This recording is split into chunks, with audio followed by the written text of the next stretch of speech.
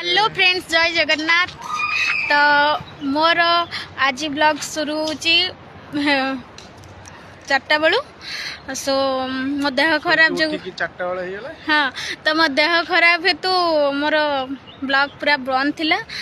365 रो जो चैलेंज टा थिला सेटा नहीं पारनी मु पुणी आज कंटिन्यू करी।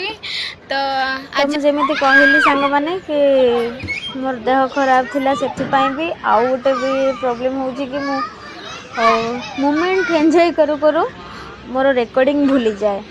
सो सेटा भी हो पार नथिला। तो ये गोविंद पलि आसला खेलिबा पई। तो खेली सारला आमे गलु गोटे कैफे को खाइबा पई। तो इठी साउथ रो थिला दाल बड़ा ये इडली ये सब खाई के आसी घरे नड़िया पानी पीवा की इच्छा है, पैड़ पानी।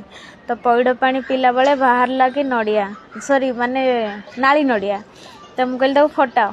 तो से बहुत कष्ट करी सब जंत्रपाति यूज करी फटेबार लगी फटे सारे नेक्स्ट नाली नड़िया फटेबार बहुत कष्ट फाटिला। भल नड़िया भी बाहर पूरा सॉफ्ट थिला से नड़ियाटा।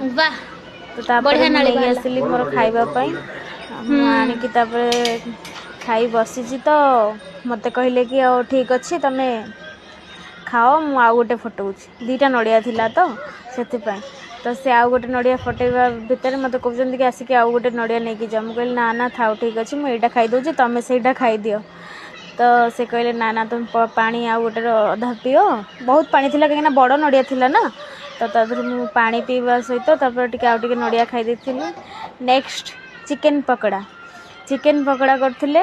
चिकन तरकारी करिवे डिनर पाई थिला ना। तो डिनर रे चिकन पकोड़ा कले आमे खाइलु। तापर से मैरिनेट कर रखथिले तो तरकारी भी करबा पई। तो से तरकारी करू करू मते पकोड़ा देथिले खाइबा पई। बोले ठीक अछि दियो हम खाई दिए। एटा म थर्ड टाइम जाई के मानुची। बहुत ही भलो करिथिले से। तो तापर मैं जाके आनी खाई सारला पुणी आमर डिनर प्रिपरेशन है। तापर मैं शूटिंग करने भूली गली। तापर कहीं गोविंद बहुत हैरान